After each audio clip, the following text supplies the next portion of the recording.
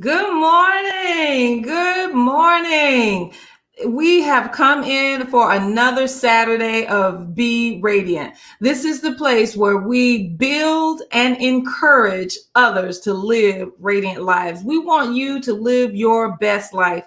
And we take time to bring people in to talk to you about what's going on out there in the world and how you can be a part of making it better. And so welcome into the room for Be Radiant. We want to be the light. We want to be the change. We want to be the difference that's going on in the world. Well, today, as you saw, we were supposed to be bringing in Regina Osei with Operation Hope. Well, Regina lives in Olive Branch, Mississippi, which unfortunately has been a part of this ice storm and snowstorm that's gone through our country. You've heard about Texas being snowed in and iced in and how they're without power. Well, that same thing is happening in other parts of the country. And so in Olive Branch, Mississippi right now, they are snowed in. I have a friend that works right in Memphis, Tennessee, and she has had to be at her hospital for 4 days. She's had to stay at the hospital, living in her office. Thankfully, she's one that has an office. She's the director of their ED.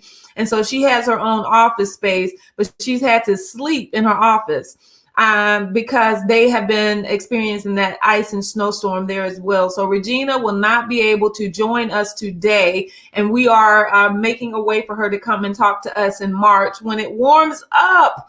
And they will not be going through that. Thankfully, her and her family are safe. They do have water and electricity right now, but their internet service is not functioning properly, so she's not able to come on with us. I do want to give you some information on how to contact her in between then and, between now and the time she actually comes on. Her program, Operation Hope, is a financial tool to help you get yourself in a better financial situation. And it is free of charge. I will let her talk about the program itself because I'm not equipped to do that. But she is going to come on in March and actually give us point by point as to what her program can do. If you are looking right now to make a difference in your finances, you can reach out to her at regina.osei@operationhope.org. And as soon as she's able to get her emails, she'll be able to go ahead and schedule an appointment for you. So just remember, keep that part of the country in our prayers. Like I said, she's in Olive Branch, Mississippi. My friend was in Memphis, Tennessee. And then I also have a really good friend over in Houston, Texas. They were without power for 24 hours. And then when the power came back on, their water pipes were frozen. So they were without water. And so things are starting to warm up a little bit and get a little bit better over in that Houston, Kentucky, Memphis, Tennessee, and Mississippi area, because it's all those states that are affected by this snow and ice storm here in the middle of February. So please keep them in your thoughts and prayers. And like I said, if you have some questions before she comes on, reach out to her via email, regina.osei@operationhope.org. And we are definitely going to keep them in our thoughts and in our prayers. And so now, I always, how I do. I always got something that I want to encourage you on. And so the thought has come to my mind. How to influence the next generation. I am always thinking about how do I make sure that those that are coming after me are equipped for what is happening in this world. And that's a huge question right about now, because we've seen that we are still battling as a group of African Americans. We're still battling with some of the same issues from our forefathers. And I just want to tell you that the generation before me, they were so busy making it happen. They were so busy out there that a lot of it didn't get passed to my generation. And then my generation kind of floundered on what to do because we were actually getting some of those opportunities. My generation was the first generation of African Americans that could just, you could go to any school that you wanted to go to. You could, work wherever you wanted to. There, you had to kind of fight sometimes to get through the door, but the doors were open, and it was a matter of pushing your way into those doors. And so my generation was concentrating on getting in those doors and making some of the progress that our fathers and mothers made, making some of it a reality. And so a lot of times when you're in that kind of mentality, you forget to pass it on to the next generation. Well, I'm here to say we have an obligation to influence the next generation. And you want to know how I know we have that obligation? It's not just in a secular mindset, but the Bible itself says that one generation will talk about Jesus to the next generation. And so we're looking at that not just in the biblical sense, but also in this secular sense. We've got to begin to pass on our knowledge, pass on our the strides that we've made. We've got to pass it on to the next generation. And that's not just in the African American community, but that is in this world in general. I am a registered nurse, and I taught in high school for 3 years, for 3 school terms. And in those 3 school terms, I met so many beautiful minds. And the great thing about it, guys, is that I have been able to follow a lot of them through their college career. They send me, messages letting me know what is going on in their lives. I've seen countless nurses they're going through school and becoming nurses. I've been invited to pinning ceremonies. I have 2 that have gone on to become physicians that were a part of those 3 years. And, so I just look at the touch that the Lord allowed me to come in there just for a short period of time. But in that short period of time, there were lives that were influenced. Can you look at your life and say that I have influenced the next generation? If there are young people on here today, you need to get this information so that you can begin to have an impact on those that are coming after you. I have on a t-shirt right now. I don't know if you can see all of it, but it's Young Souls for the polls, Young Souls for the polls. And that's a group of people that I've been in touch with. Latricia, hopefully she's on here this morning watching, but Latricia is a young lady here in our community that became very involved in the political arena this last election cycle. And one of the things that came out is that we need poll workers. We need people to go into the voting polls and begin to work, young people, because the average age of poll workers in Georgia anyway, the average age is 65. The average age of the poll workers are 65 and older. Okay, so we need to get some young people in there, some young blood in there that's have a civic mindset, that want to be a part of making sure that this process is protected, that it continues, that we continue to be a democracy where people get to speak into their government.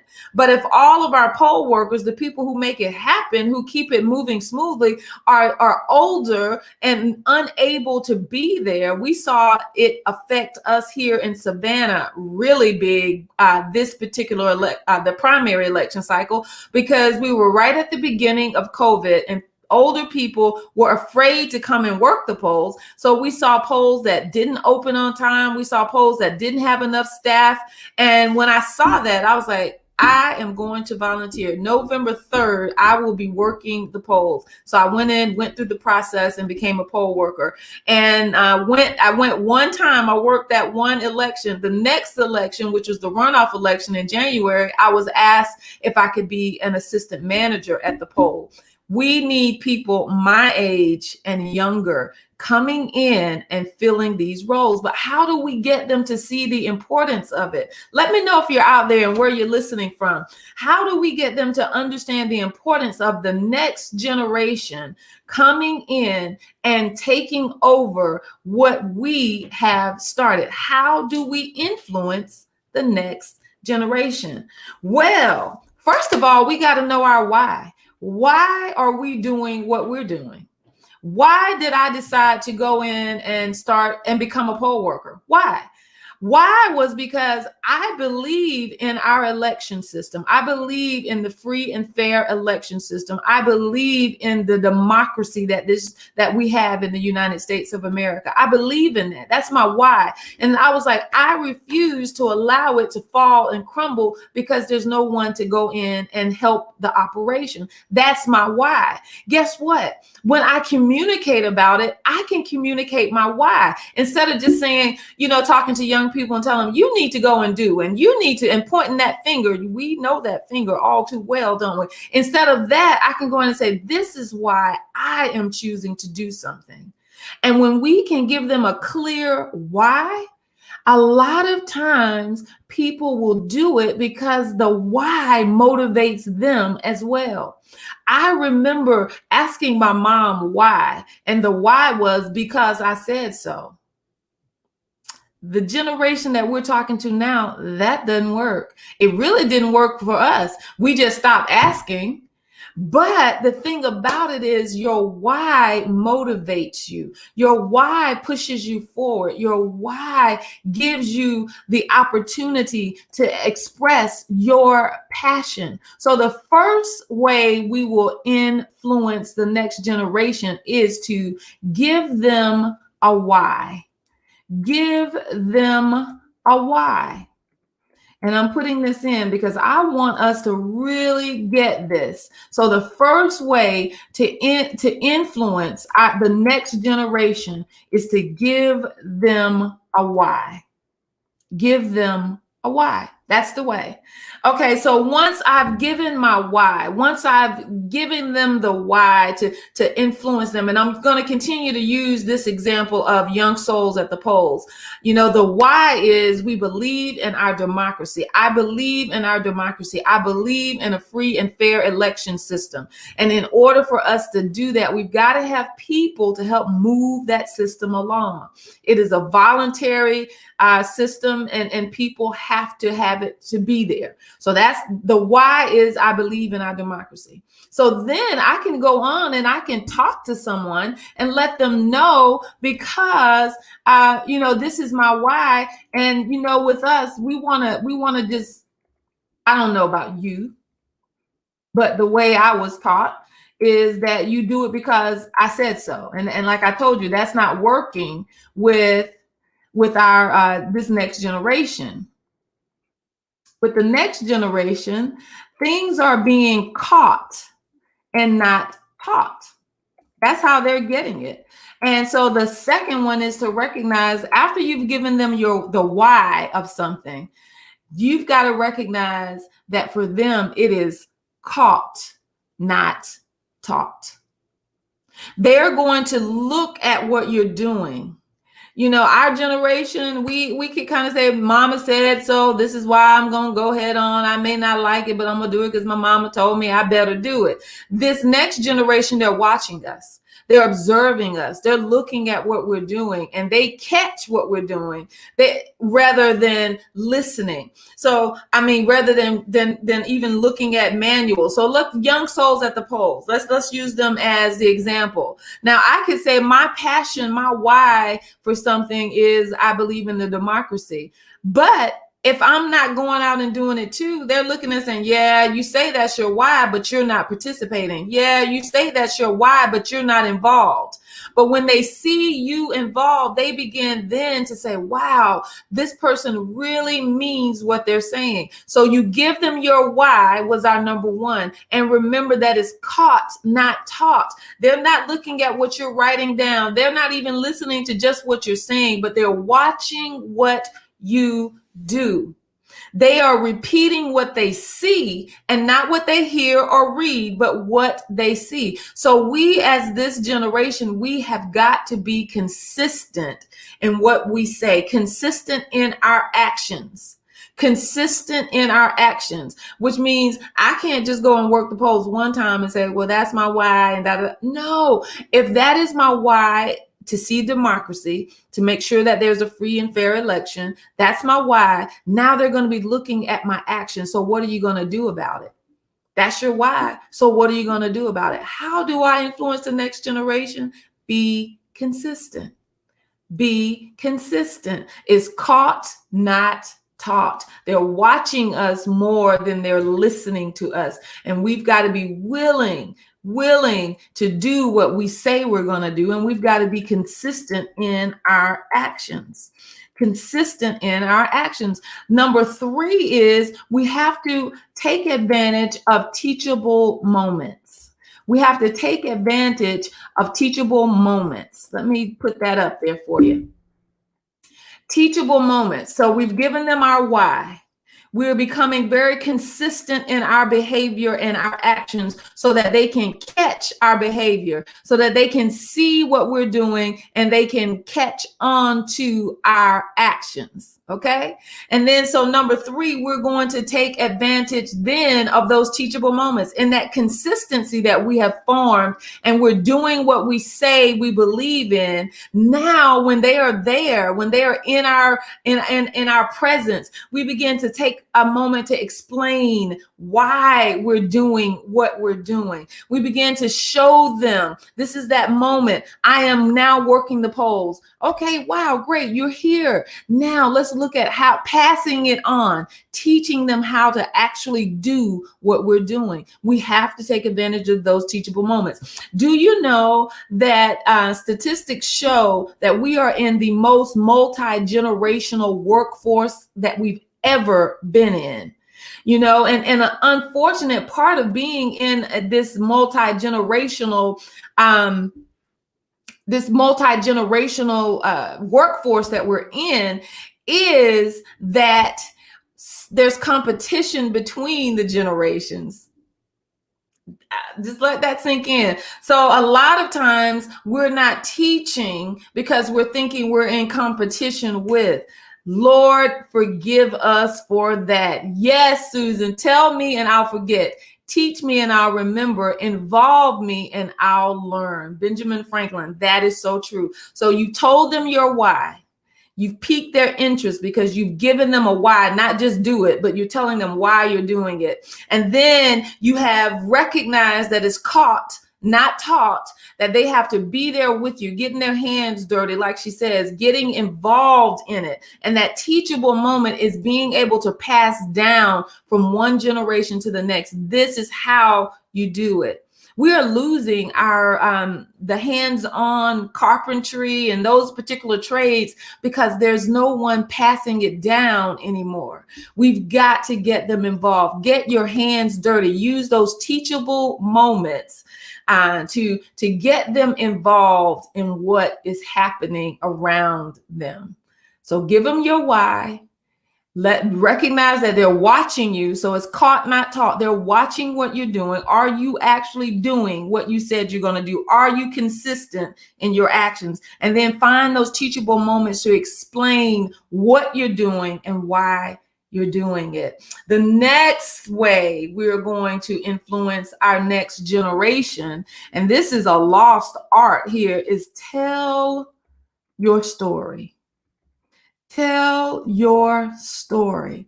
Everyone has a story. Everyone has a story. Whether that is if you're a business owner, whether it, like for me, we're using Young Souls for the Polls as our running example. So if I can tell them of a time that I've been a poll watcher before. Many times. A poll watcher is someone who is either stands on the inside or the outside to make sure that people are being processed fairly and that there is no discrimination going on inside that polling station. And I've done that several times. And my why for transitioning from a watcher to a worker is that I want to be on the inside, making sure that this process is always safe, it's always fair. And so that was my transition, but I can tell them stories about when I was a poll watcher and things that I saw and how I had to intervene and how I was calling Washington. Yes, I had as a poll watcher, they give you a number to a bank of lawyers. And so I was calling Washington, reporting things to them. That's exciting stuff to let them know this is not just a pie in the sky for me, but I am passionate about what we're doing. Tell your story. Your story will influence the next generation. It will get them excited about what is going on. Tell your story. Everyone has one. And don't just tell them about the victories. Don't just tell them about what's good and everything. You need to begin to tell them. Yes, that's right. They've been afraid that someone's going to come along and replace them. But we should be looking for people to replace us. We should be looking for someone. So as we tell our story, the ups and the downs, then we begin to see the next generation. They get excited about what their life holds, about what comes next for them. Tell your story. What telling your story does, it not only encourages the next generation, but it begins to allow you to live free. You begin to be a lot freer too in giving the information to that next generation. So yeah, I had some really interesting stories of driving people to the polls when it's pouring down rain and trying to help little old ladies get out of my car, with the umbrella so we can walk in so that they can vote. But those things like that, it piques their interest. So if you want to influence the next generation, do not be afraid to tell your story. Let them know who you are, why you do what you do. It always comes back to the why. The why. What do little kids ask all the time, Susan? Why, mommy? Why, daddy? Why? And if we as a generation are not willing to give them the why, then we're going to miss a whole generation of children. We can't just say because I said so anymore. We've got to give them the why. So our story will influence our why. And speaking of story, what we have to look at why some corporations or some people or some things just kind of go the way of the world. The Talk Shop was a manufacturing company, and they also did catalog sales in my hometown. It was a huge manufacturing company. I worked there. My mother-in-law, she wasn't my mother-in-law at the time. I was dating her son. She got me a job there. Yeah. She got me a job there as what they call a runner, because not only did they have the catalog company and the manufacturing company, they made their clothes, they sold their clothes through catalogs, but they also had a storefront right there in my hometown. It was so big that people would come from all over to shop at the Talk Shop. It was a big industry. So I was just, I loved working there. We worked in the back where we would actually fold the clothes, bag them. It had to be neat. They had to be folded a certain way so that when they were sent through the mail, that they were neat and they arrived in good order. Okay. And so they were excellent. They were excellent at what they did, to the point, like I said, people would come from all over the world to visit the Talk Shop. I remember being on a cruise with my class. I was a part of Upward Bound. I don't know if you've heard of that. And we went on a cruise, and we were off the coast of Orlando, Florida. And this guy who was kind of doing his little singing thing, he was also going around talking to people and asking them, where are you from? And so he came to me and he says, where are you from? And I said, I'm from Americus, Georgia. He says, oh, Georgia. He says, you got to say a word for me. And apparently he wanted me to say sugar. Sugar, he says, because people from Georgia, they have their own unique way of saying sugar. And I said, sugar. He says, nah, that's not how y'all say it. I says, I know, sugar. And he said, yeah, that's it. But he says, Americus, Georgia. He says, the Talk Shop. And I was like, yeah, the Talk Shop is in Americus, Georgia. So this man on a cruise it was called a cruise to nowhere.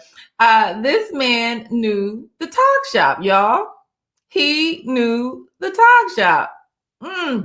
And so as we're talking, so we're talking about in the 80s, the Talk Shop was the place. It was the place to work. It was the place to order from. They had a high-end line, as well as as well as just an everyday line. People came from all over. The problem was that they were not ready to hear, let's move our operations to, maybe getting rid of the storefront. And they were not willing to make the changes or the transitions. And so they lost their why.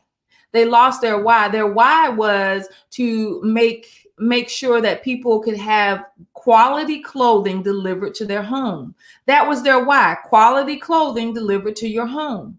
So they were starting to try and branch off into too many directions. And in the process of that, you've got one storefront, that's good, but they were trying to open other storefronts. But their why was to deliver quality clothing to their homes. So they were branching away from their why. And the further they got away from their why, the more they began to lose customers. And then when we started to move into the 90s, where now you had the internet and you had things that were available online, they did not move to online. And so all they had was this pretty little catalog that would come in the mail. And so they lost their why. If they followed their why was to deliver quality clothing to people's homes, they would have said, oh my gosh, the internet is coming up. People are starting to do things over the internet now. We need to go on the internet. We need to get a website. We need to get these things going, because our why is to get quality clothing to the home. So your why should drive you. Now, long story short, the Talk Shop closed right at the end of the 90s. It went out of business because it was no longer viable, because they forgot their why. They forgot their why. So we, as the generation that is standing tall right now, the people between 40s, 50s and 60s. We're that generation that needs to be passing the baton. And if we forget our why, we'll be just like the Talk Shop. We will be non-existent. And what we have to pass on will not be passed on to the next generation. So let's not be the Talk Shop. Let's not be the Talk Shop. Let's not forget our why, but let us make sure we are passing on our knowledge, our passion, our why, that we're passing it on to the next generation. And the last thing I want to tell you about how to influence the next generation is I just want to encourage you. People out there that are my age, that are looking at it and saying, but if I give them all of my knowledge, then they can use it against me, or they can put me out, or I won't have a place. You really don't have any significance anyway if you're worried about being replaced. You should be. I always say, work myself out of a job. Work yourself out of a job. You can do it. If you're in my age group, you can do it.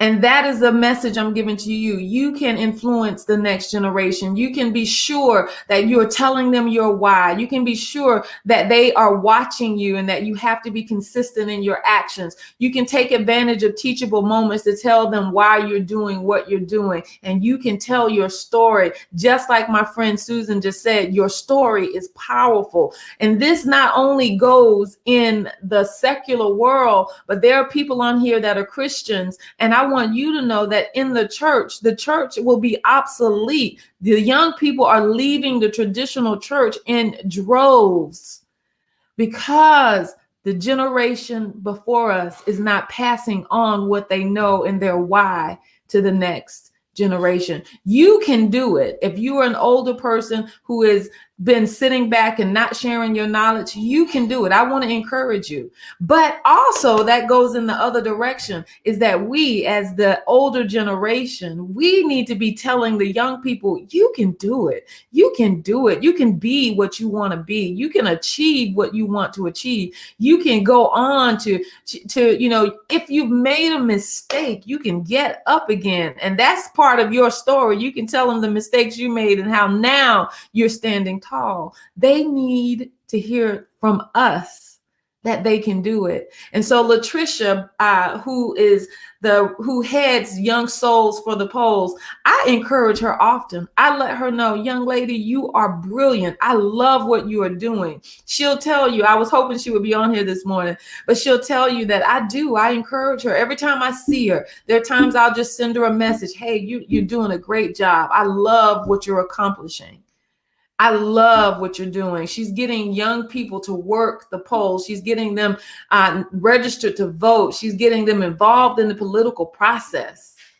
I love what she's doing. So I like to tell her, girl, you can do it. Keep pushing. Keep on. She's a mother. She's an entrepreneur, and she's civically minded. She can do it. So our generation must pass on to the next generation just how powerful they really are. Just how powerful they really are. So how do I influence the next generation? How do I make sure that what we're doing now gets passed on and passed down? First of all, remember, give them a why. Let them know why you do what you do. Recognize that it's caught, not taught. They are watching you for your consistency, for your action. They are not hearing what you're saying. They're not watching what you write down, but they're watching what you're doing. And then remember, take advantage of those teachable moments. You're in the same place, in the same organization. Begin to tell them, this is the task. This is how you do it, and this is why you do it. Come on, take advantage of those teachable moments. Moms in your home, same thing. Don't tell your kids because I said so, but let them get involved in what you're doing. Yeah, it takes more time. Yes, it takes more time. And yes, it takes more time.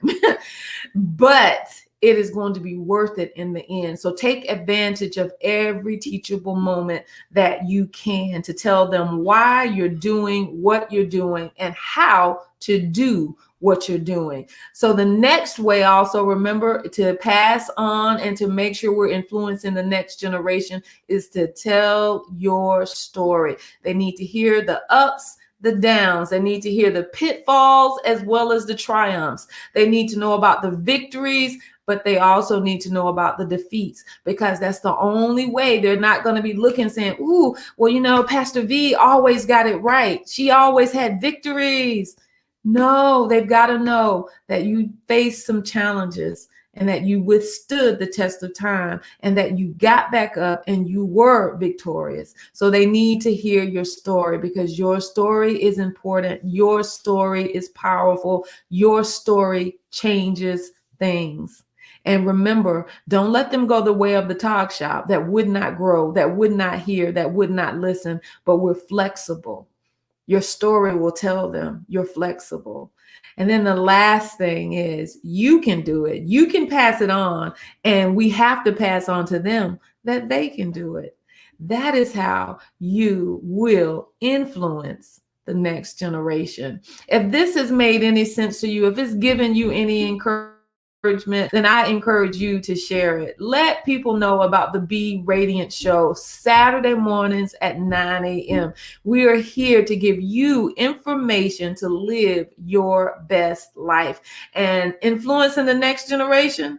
That's how you live your best life. That's how you make sure that we have doctors, nurses, teachers, preachers, we have construction workers, we have carpenters, is if we are willing as this generation to pass on our knowledge, to pass on our wisdom to the next generation. That is also how we will have successful children. I think back a lot on my kids and raising my kids. A lot of times I use that same thing that my mom used, because I said so. And I wasn't willing to talk about the why. And sometimes you lose a generation because you're not willing to give them your why. You're not willing to answer their question. Why, Mom? Why, Dad? Come on, guys. You can do it. You can influence the next generation to make sure that America goes on, and it goes on strong, both in our spiritual aspect, in our secular job arena, all of those things. And I tell you, I taught school for those 3 those 3 school terms, because I want to know that there are going to be some good nurses out there when I need a nurse. I want to know that there are going to be some good doctors out there when I need a doctor. And so when I look and I see that I probably touched the lives of over 400 children, and I have seen the benefits of that. I've seen young people, like I said, graduate from nursing school. There's some physical therapists. There's some stylists. They went on to become stylists. Had nothing to do with the medical field, but they recognize, because one of the things I always taught them is don't do what someone else wants you to do. Do what moves you. Do what drives you. Find your why. I taught them how to find their why. And so when my friend Mallory, a sweet young lady that was in my class, I think she was with me starting in 2010. And now she is a professional stylist at a salon in Atlanta and doing amazing work. But she came to my class thinking she wanted to go into the medical field. But when I began to teach her that she can follow her own passion, seeing her do it and be successful at it has been amazing. So that's how you influence the next generation. I just ask you, share this, let some other people hear it, because I believe that it's going to start a revolution. Yes, so that this generation, the people my age, I'm just going to say between 40 and 60, that we can begin to really touch the generation that is coming after us and stop saying what they won't do and what they can't do and say what we're going to do to help them. I love you guys. I want you to be radiant, to build and empower people to live radiant lives. And I always ask this question of my guests at the very end. And that question is, what are you doing now? What are you doing now that is causing you to build and empower and to live a radiant life? And for me, what I'm doing right now to find joy in my journey, to live out my passion, is that I am building Radiant Church. And that is giving me so much joy. I'm seeing people's lives changed. I am contributing to those that are a part of Radiant Church. And, we're giving back to our community. We're going to be doing a food drive in March. And so we're preparing for things like that. And we're doing Sunday service, and then we're doing a Sunday small group so people can actually come in and see our faces. You can always go over to Radiant Rising on Facebook and find that link to those Zoom rooms on Sunday at 3:30. So that's what I'm doing to live out my passion. That's what I'm doing to find joy in my journey. And do you know something else? That when you find your thing, I can honestly tell people that I didn't start this process until I was in my 50s. We can always reinvent ourselves. And I won't even say reinvent. It's actually finding my true path. This is what God's been leading me to and calling me to, for as long as I can remember. But I was afraid to step into it. And now I've conquered my fear and I'm following my why.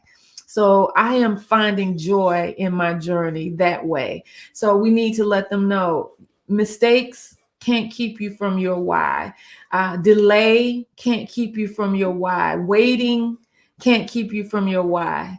And so here I am in my 50s doing what I probably should have done in my 20s. But guess what? I'm doing it. I told you, tell your story. It is powerful. It has the ability to unlock someone. And so that is what I'm doing right now that gives me joy and causes me to enjoy my journey. And it also is helping to build and empower others to live a radiant life. Thank you guys for coming on. Those of you who are looking for Regina Osei this morning with Operation Hope, I'm going to once again put up her contact information. Regina lives in Olive Branch, Mississippi, and they were a part of that winter storm that went through that we're hearing. We're hearing a lot about Texas, but parts of Mississippi, parts of Tennessee, parts of Kentucky were also drastically affected by that storm. And Regina lives in Olive Branch, Mississippi, which was affected. And she has her power now, and she has water. However, the internet lines and all of those things are secondary, and they are not operational right now. But you can contact her at regina.osei@operationhope.org, and she can give you more information. She's going to be with us in March and give us more information and specifics about her program, which are free. Free. They are free. So reach out to her so that you can talk to her before she comes onto the show, and she can give you more information. But regina.osei@operationhope.org. And remember to keep those people that are in Texas, Mississippi, Tennessee, Kentucky, all of those places that have been hard hit by this winter storm. Make sure you keep them in your thoughts and in your prayers. And here at Be Radiant, we will build and empower people to live radiant lives. Have a beautiful Saturday. Know that you are loved and that you are important, and that we think you can live a radiant life.